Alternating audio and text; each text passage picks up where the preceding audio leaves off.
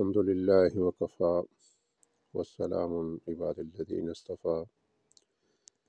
أما بعد فأعوذ بالله من الشيطان الرجيم بسم الله الرحمن الرحيم عن عمر قال قال رسول الله صلی اللہ علیہ وسلم۔ حضرت عمر رضی اللہ تعالیٰ عنہ کہتے ہیں کہ رسول اللہ صلی اللہ علیہ وسلم نے فرمایا، ان من عباد اللہ لأناسا ما هم بأنبیاء ولا شہداء، اللہ کے بندوں میں سے کچھ خوش نصیب بندے ایسے ہیں جو نہ انبیاء ہوں گے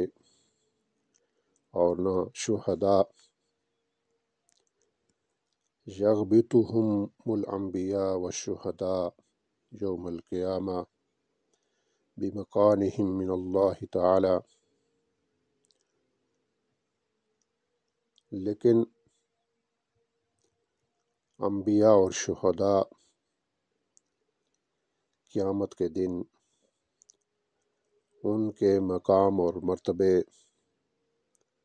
کو دیکھ کر جو اللہ تعالیٰ نے انہیں دیا ہوگا رشک کریں گے، یغبطہم یعنی رشک کریں گے۔ جب صحابہ اکرام رضوان اللہ علیہم اجمعین نے یہ بات سنی تو انہوں نے کہا، قالوا یا رسول اللہ تخبرنا من ہم، صحابہ اکرام نے پوچھا کہ یا رسول اللہ یہ کون لوگ ہوں گے، ان کے متعلق ہمیں بتایا جائے۔ قال، نبی صلی اللہ علیہ وسلم نے فرمایا، ہم قوم تحابون بروح اللہ، کہ یہ وہ لوگ ہوں گے جو اللہ کی رضا کے لیے، اللہ کے لیے ایک دوسرے سے محبت کریں گے، علی غیر ارحام بینہم، ان کے درمیان کوئی رشتہ اور تعلق بھی نہیں ہوگا، کوئی رشتہ داری نہیں ہوگی، ولا اموال یتطاولونہا، اور نہ ان کے درمیان کوئی مالی لین دین ہوگا، یعنی بغیر کسی منفعت کے کوئی رشتہ داری بھی نہیں ہے، کوئی مالی لین دین بھی نہیں ہے، لیکن اس کے باوجود وہ ایک دوسرے سے محبت کرتے ہیں اور یہ محبت اللہ کی رضا کے لیے کرتے ہیں۔ تو فرمایا، فواللہ، اللہ کی قسم، ان وجوہہم لنور، کہ ان کے چہرے نورانی ہوں گے یا سراسر نور ہوں گے، وَإِنَّهُمْ عَلَى نُورٍ، اور وہ نور کے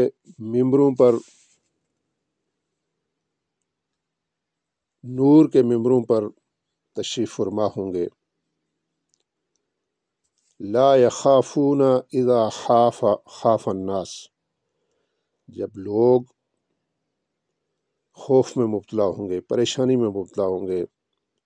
اس وقت انہیں کوئی خوف نہیں ہوگا، ولا يحزنون اذا حزن الناس، جب لوگ غم میں مبتلا ہوں گے، غمگین ہوں گے، تو اس وقت انہیں کوئی غم نہیں ہوگا۔ معزز سامعین، ناظرین، اللہ کا لاکھ لاکھ شکر ہے کہ مطالعہ حدیث کا یہ سلسلہ کافی عرصے سے جاری و ساری ہے۔ اس حدیث میں نبی صلی اللہ علیہ وسلم نے کچھ لوگوں کے حوالے سے یہ خوشخبری دی کہ وہ نہ تو شہداء ہوں گے نہ انبیاء ہوں گے،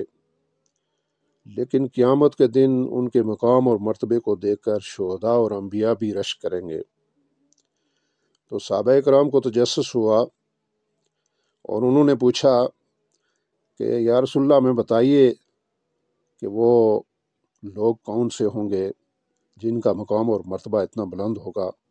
کہ شہداء اور انبیاء جو ہے وہ ان پر رشک کریں گے۔ تو آپ صلی اللہ علیہ وسلم نے فرمایا کہ یہ وہ لوگ ہوں گے جو اللہ کی رضا کے لیے ایک دوسرے سے محبت کرتے ہیں، ان کے درمیان کوئی رشتہ داری نہیں ہے، کوئی مالی لین دین ان کا آپس میں نہیں ہے۔